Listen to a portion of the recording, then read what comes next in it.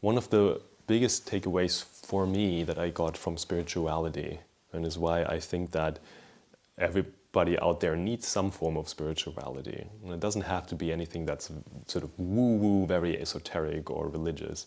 But spirituality just means having a deep trust into some kind of force of good in this world. And you could call that God, but you could also call it love. I like to call it love. I think that's basically what God is. Or you could call it oneness. And you know, the key spiritual realization is that we are not separate, but there is only one consciousness, one self in this world, and we are all just like branches of that. And all of the suffering comes out of the illusion that we are separate beings and that we can be separate from what we need and separate from our truth.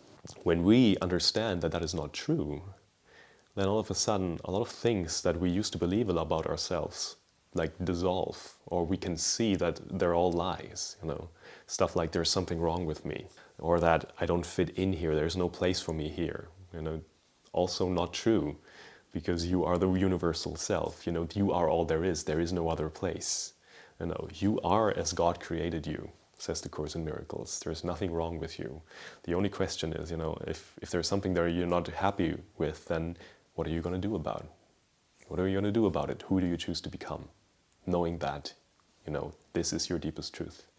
And I think really understanding that is actually what really helps us to heal.